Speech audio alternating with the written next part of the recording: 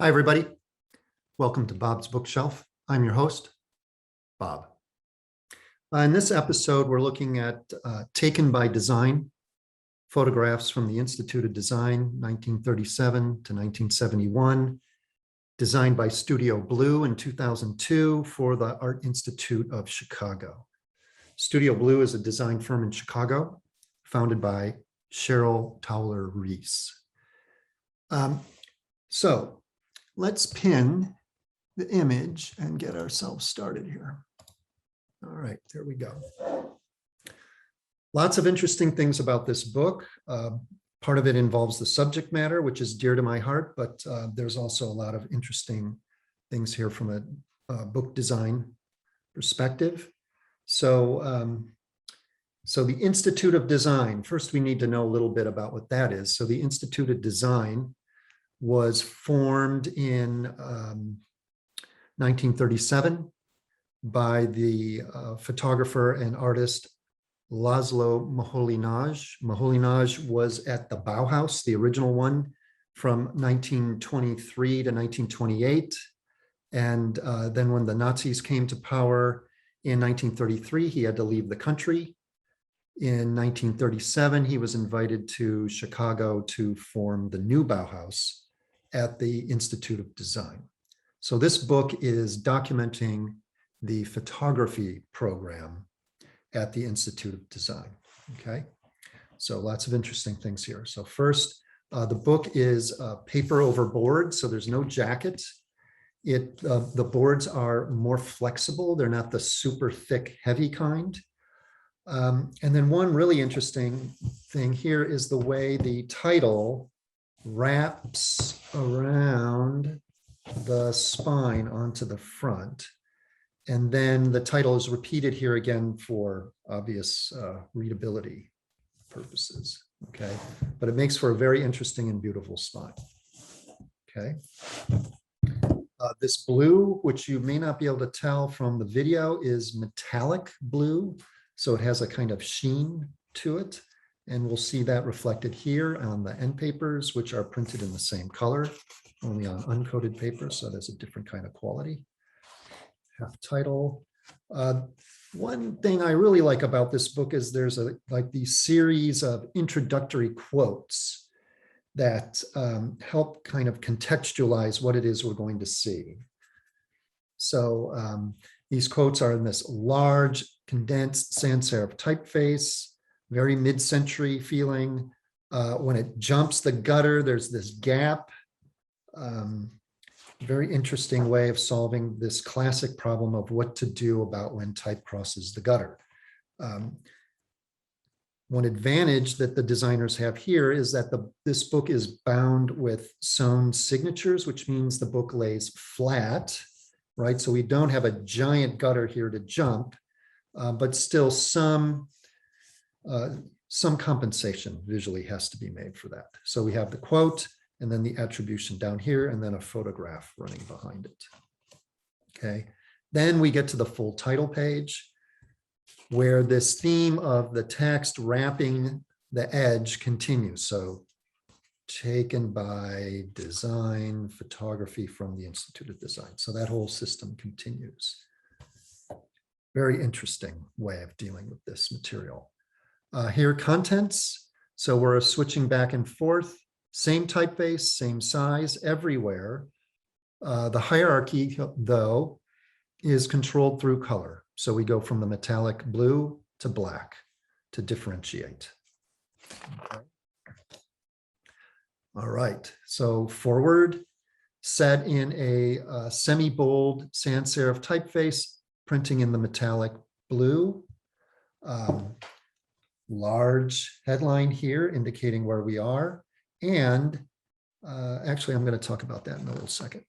Okay, here we go. So here's the opening essay, Laszlo Moholy-Nagy, an appreciation. So one really terrific thing about this book is that the designers are contributing to the visual content of the book. This does not often happen when designing an exhibition catalog. Usually everything in the catalog is gathered from the material that is in the exhibition.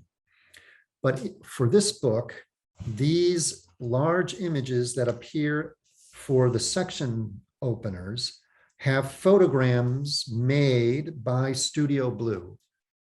Okay, so this one, because this is section 1, here's a photogram of a 1. Okay, now what is that? How was that made? So I have some photograms I've made here that I'll show you. So a photogram is when you take a piece of light sensitive paper into the darkroom, you place an object on it, you expose it to light, and then you develop it. So you get essentially an inverted shadow. Okay, so this is a plant that I put on the paper and exposed, and it comes out making this exquisitely gorgeous little shape here. And of course, you can also do the same thing with typographic material. So if you have type on translucent or transparent material and you use it in the dark room, you can build typography in that way as well. All right. Okay, so back to this book. So these happen throughout. All right, here's our grid, 2 columns with an extra column over here. All right. The grid is a step and repeat, so it's not mirrored. All right, so it's not like the structure does this, it does that, and then that again.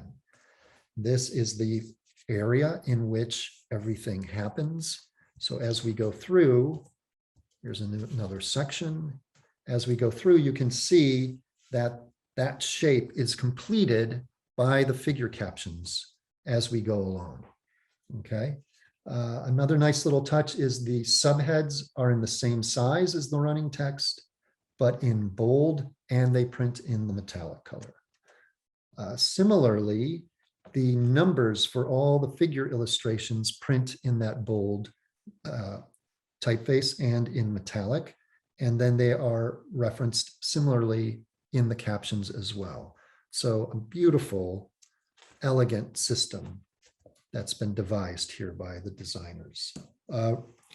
Running feet grouped with the folios. All right.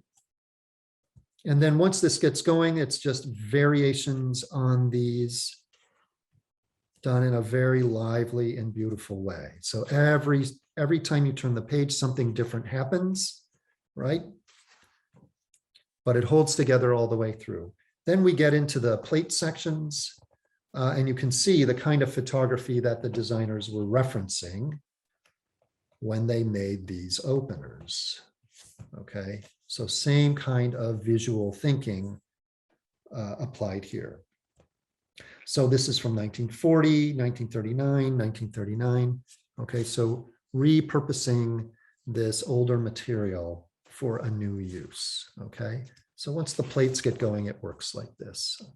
Let's jump ahead to another section.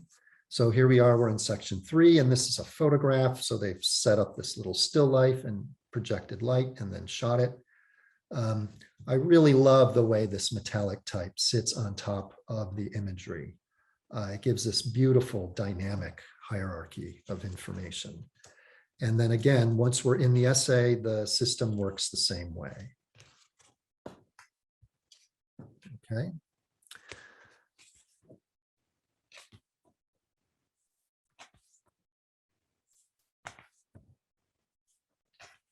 No 2 spreads are alike all the way through. All right. Let's jump ahead. Section 4, treated in a different way, begins with a subhead in the metallic. Very nice. Full page image. I really like the touch of running the caption inside of the image.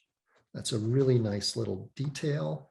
And in order to make sure that the caption is readable, because it's reversed out, it's white on black, the type is a heavier weight than it is in the regular captions. So I'll lift the book up so you can see this a little better. So you can see here, all right, caption there is in a light weight of the typeface. When we get here, it switches to bold. All right. Very nice. Lots of running text, and then back into the plates. Okay, let's move along. Section 5, same technique. Beautiful, simple, but dynamic typography all the way through. Section 6. Here showing experiments with filmmaking. So how do you show that in a static form like a book? So lots of frames. I think this is a really lovely way to show that.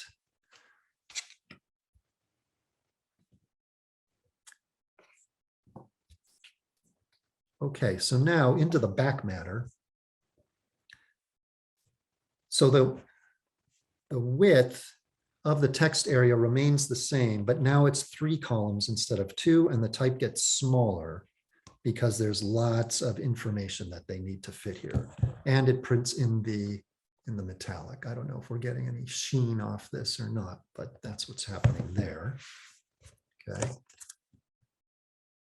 These are for the notes. So if you go back to an essay and there's a footnote reference, this is where the notes are. So sometimes in these kinds of books where there's lots and lots of notes, they all come at the end, and the reader, if they're interested, can look them up. The number floats out in a column by itself so that you can find it instantly. Okay, so you can see here on this spread where we go from note 14 to note 93 in this one particular article. It's very easy to see, right, where all those notes are. And it's also just visually beautiful. All these little black points against this texture of metallic blue. Okay. The biographies are treated in a similar way. Black, metallic blue. 3 columns, bold type. And it runs like that. Here's a chronology. The grid is exactly the same, only now we have years punctuating the running text. Okay, so similar to the notes, right, where we have black used and as a kind of visual punctuation against the blue. The same thing's happening here with the years, black, blue, all the way through. Okay. The catalog of the exhibition. This is like the list of all the works that are in the show. And the system is, again, the similar kind of thing, only now the numbers are at the top of each listing and it goes through. All right.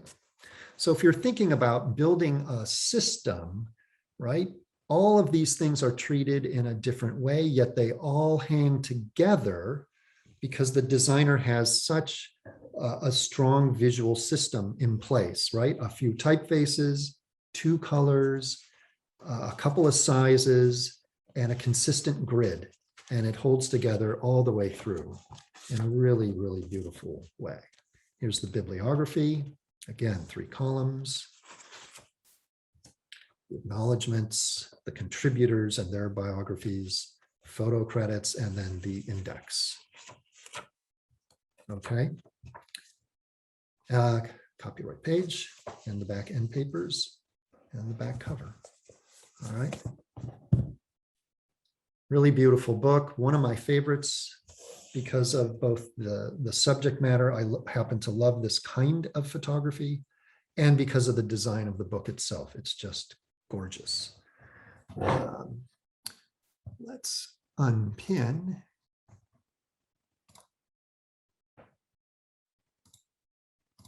Okay, so a little shorter this episode than the previous ones. It's been a busy week. The semester's really rolling now.